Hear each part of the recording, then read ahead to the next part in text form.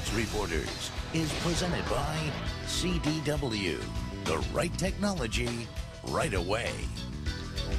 The Sports Reporters is produced by Valerio Productions in association with ESPN, the worldwide leader in sports. Time now for our parting shots, and Bob, lead off. Two distinguished women of sport have announced their retirement. Annika Sorenstam will compete for the remainder of this year. Justine Henin has already begun her new life. Sorenstam, 37, is beyond argument the greatest female golfer of all time. She cites the desire to have a family as her primary motivation. Henin is only 25, but 25 in women's tennis is somewhere between bifocals and AARP. Now, she says she has lost the desire to train and compete effective immediately. Now, she was an insider's acquired taste, neither overtly flamboyant nor dynamic like the Williams sisters, nor glamorous like all those ovas, most notably internet fave Maria Sharapova. Only 5'5", she outworked the competition, featuring a killer backhand.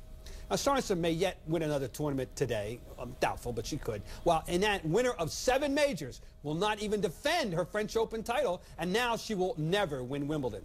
Each is leaving her own way, and each is at peace. So there was no downside to these stories. We are talking about two great champions who want to see what else life has in store. Who could possibly have a problem with that? I always love it when I hear that Congress has more important things to worry about than professional sports. Now, this usually comes from people who have no idea what kinds of hearings Congress is holding when it isn't holding them about professional sports. So just because the NFL doesn't want Senator Arlen Specter officially poking his nose into Coach Belichick's business and Spygate doesn't mean that Specter won't or that he shouldn't.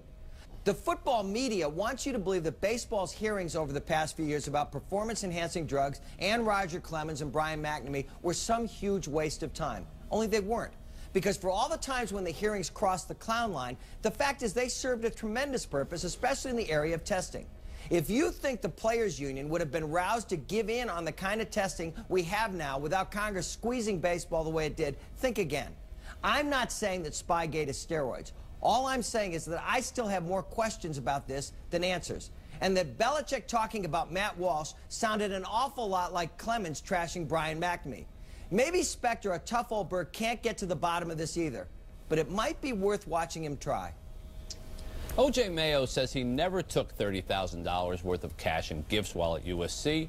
A former associate and a trail of receipts suggest otherwise. Doesn't matter. O.J. can't get in trouble. He's done with college. The agents can't get in trouble. Who's going to punish them? But USC could get in trouble because the school pays the price for players or coaches' NCAA violations, even if, like O.J. Mayo, they leave after 1 year.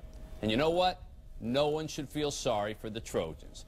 What did they think? Mayo was coming for an education? He basically told them he would play there, not the other way around. And if he had any date circled on his calendar, it was the NBA draft, not final exams.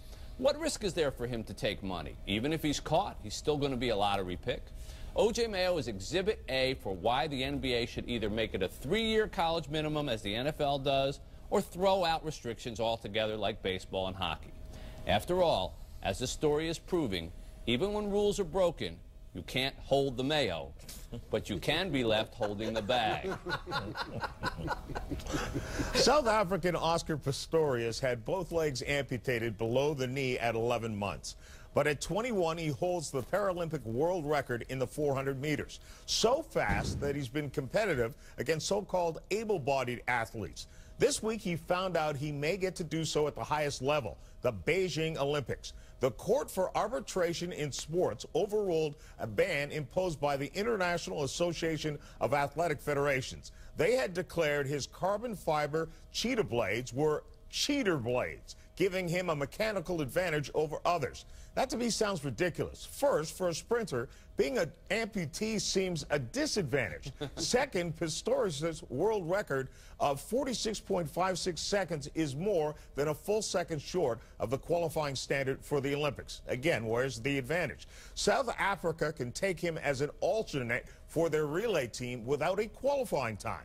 I hope they do. The Olympic Games are about overcoming obstacles. Pistorius would be the greatest example ever. The ESPN Conversation page presented by CDW discusses the top stories in sports. The top 3 real-time conversations right now on ESPN.com include the coach, the camera, and the Spygate. Please join us again next Sunday for another edition of the Sports Reporters. We're on each Sunday morning at 10 a.m. Eastern Time, right here on ESPN. And if you missed part of the show, you can catch us again on ESPN News in a couple of hours at 12:30 Eastern Time. Sports Center is next to get you ready for the Celtics and the Cavs and Game 7.